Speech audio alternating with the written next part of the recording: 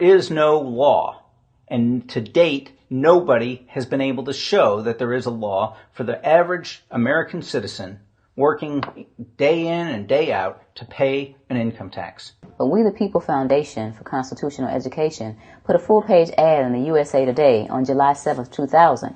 And within the body of that ad was a $50,000 challenge for anyone that could show the law.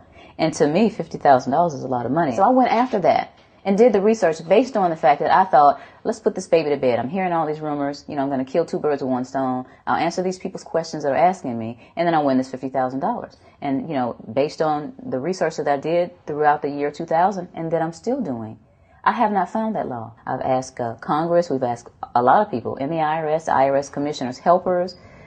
They can't answer, because if they answer, the American people are going to know that this whole thing is a fraud. There is no law.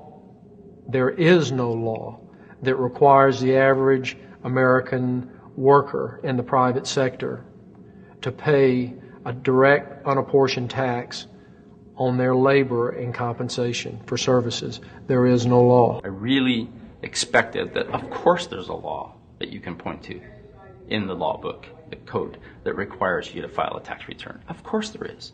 Maybe I don't know what it is right then as he was speaking to me, but sure. So naively, I agreed to go off and research it and get back to him. 3.5 months later, I was at that point where I couldn't find the statute that clearly made a person liable, at least not me and most people I know. And I had no choice in my mind except to resign. I had to leave the IRS because I presented evidence that I had accumulated indicating that the agency was violating the law and violating people's rights. And I asked the agency for a response to my sincere concerns.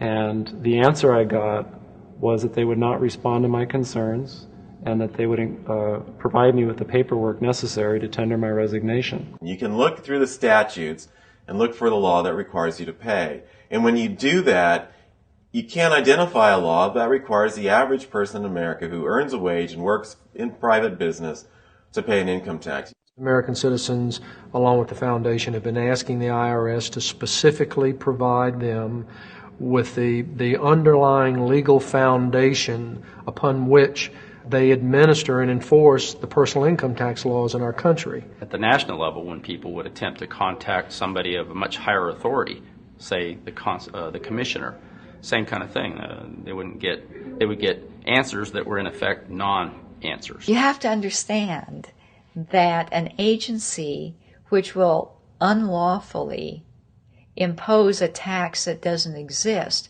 is not going to care.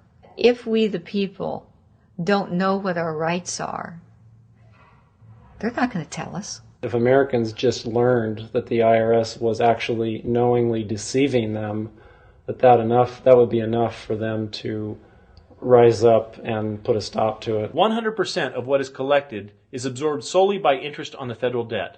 All individual income tax revenues are gone before 1 nickel is spent on the services taxpayers expect from government. People have been told, that you need this income tax system to fund government, which is absolutely ridiculous.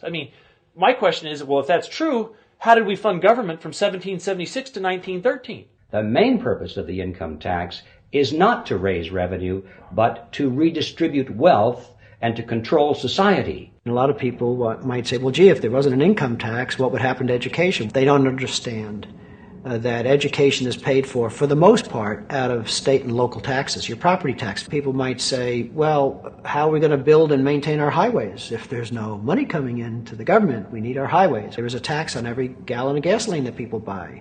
Proceeds from the income tax do not pay for highway construction. I believe that in both spirit and substance, our tax system has come to be un-American. Death and taxes may be inevitable, but unjust taxes are not. This small booklet includes the Constitution of the United States, the Bill of Rights, the Declaration of Independence. This is a document that every citizen should read. It's a document which freed an entire nation. This is the Internal Revenue Code, and this document, and the unlawful application of this document by the Internal Revenue Service has enslaved the nation that this document attempted to free.